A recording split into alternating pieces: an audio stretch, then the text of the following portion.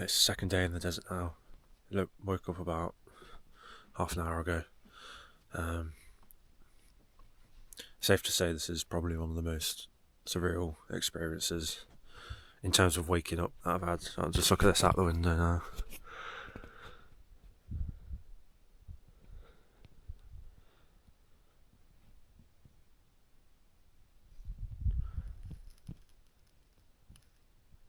And it's so quiet as well.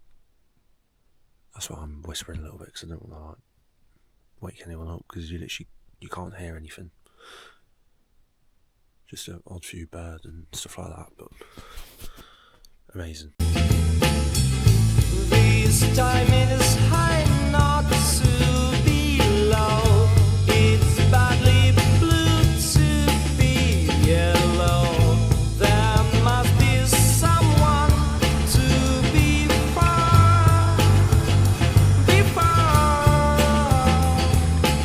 Hello, it's now the next day. We've officially left the desert. We're currently at Aqaba International, King Hussein International Airport in Aqaba. Spent a couple hours in Aqaba. Not too much to see really. It's just like a bit of a seaside town. Got a bite to eat, and now we're just at the airport, ready to head back to Amman. About a 50-minute flight, so not too bad. And then an hour break and straight over to Cairo. Just a nice easy night in Cairo, and then tomorrow it's all about the pyramids. That's next on the agenda.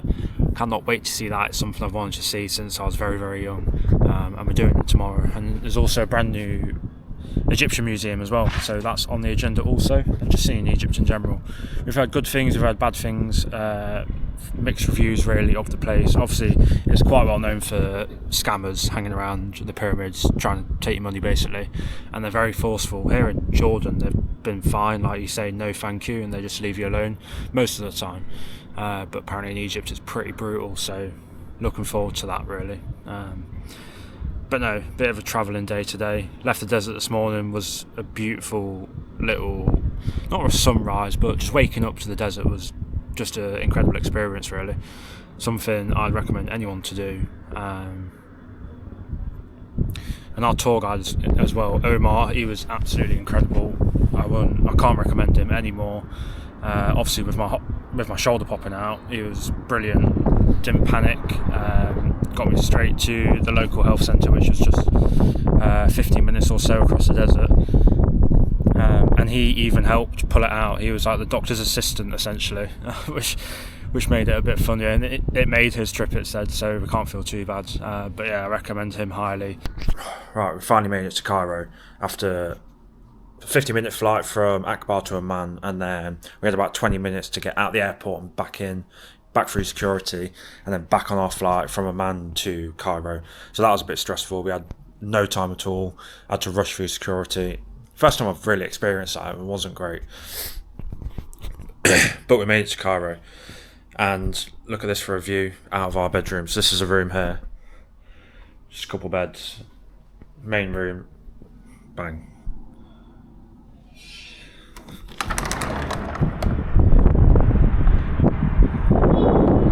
That's just crazy to me. This is something I've wanted to do since I was very young, maybe like 11, 12. It's, yeah, absolutely crazy.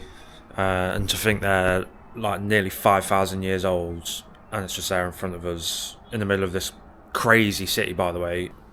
I've not experienced anything like driving through Cairo or at 9 o'clock on a Saturday night. Absolutely nuts.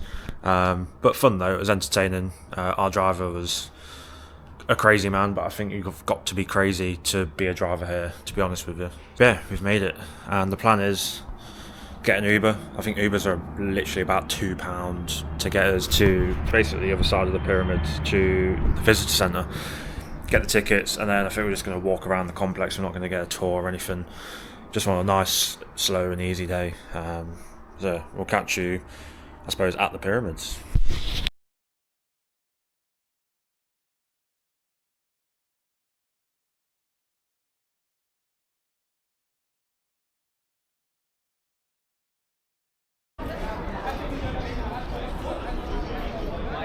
All set up to be booked guided tours, can't pyramids. They're like an intermediary. It's one of them weird. We made it to the pyramid.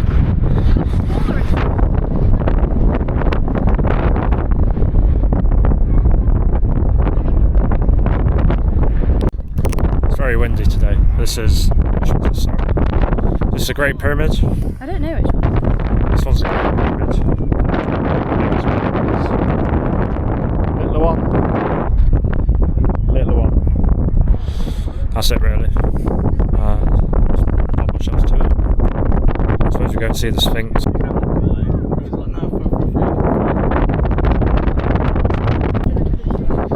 Horse. Camels.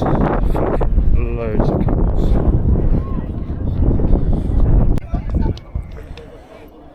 This is King Menkaur's pyramid.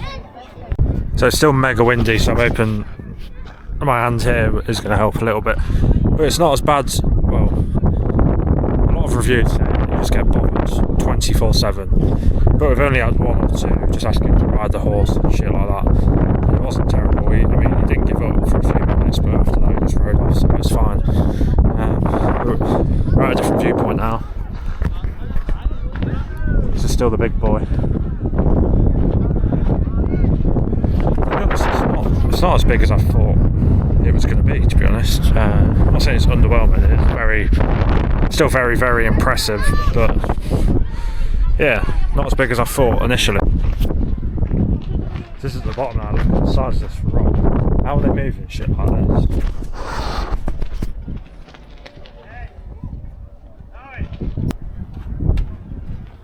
The size of the fuck, how are they moving this?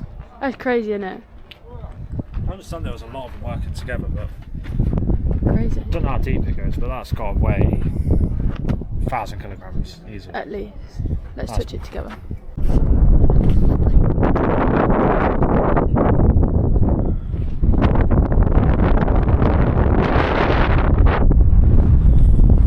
Uno, dos, tres.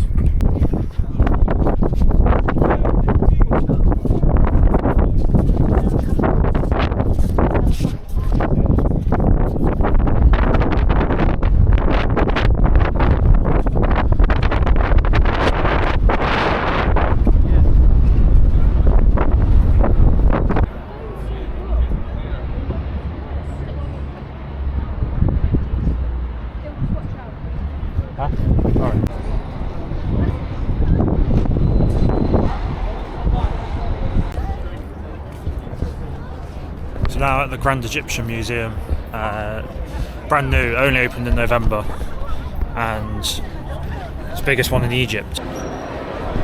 This place is a bit crazy. All these, there's about 100,000 artifacts. God, it's a lion woman. And they're all just out in the open.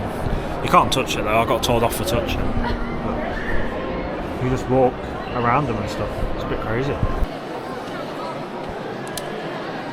It ain't zooming that much, so that's it. So I've just got back from the pyramids and the Grand Egyptian Museum. What are my thoughts on Cairo or Giza as a whole? Well, don't get me wrong, the pyramids are very, very impressive. The fact that they've been standing for like 5,000 years, it's incredible to see. And I think from a distance, they're very aesthetically pleasing. Up close, obviously, they're very old. Don't know what's going on out here. I think it's like a sunset thing they do, or sunrise. The Grand Egyptian Museum is very, very impressive, I thought. 100% worth going to. It's absolutely huge. It officially opened last year, November 2025, so it's brand spanking new. And it's got over, I think it's 300,000 different artifacts in there. Just walk amongst them. They're just in the halls and you can just walk by them. You can't touch them, but you can just walk past them. They're not enclosed in cases or anything, which is just, it's a really cool experience, to be fair. But the downside is you come out and you just get pestered by taxi drivers constantly.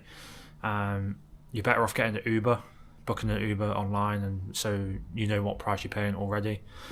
The actual pyramids weren't terrible. There wasn't that many people. They were just sitting. They'd maybe offer you a couple of trinkets, and then if you said no, they didn't really chase you or anything like that, which we were pre-warned by that there was going to be a lot of people just bothering us, asking, saying, "Oh, I can tour you," and stuff like that. It wasn't really that bad around the pyramids, to be honest, themselves, but in the city it gets pretty bad. Well, I say in the city, around the outside, as soon as you leave these places, that's when you start to get pestered for taxis and stuff like that. But you are better off just booking an Uber, so you can't get barred on the price or anything like that. One last look out onto Giza, and then that's going to be the end of the adventure. We fly home tomorrow. Looking forward to getting home. But it's been nice. It's nice to see a part of the world that I've not seen before, and 2 wonders of the world as well. One being those big fuckers over there. The fact that they're still standing today, with weather, everything, like, it's crazy to think that they've been around for that long. It's incredibly impressive. So until the next adventure, see you soon.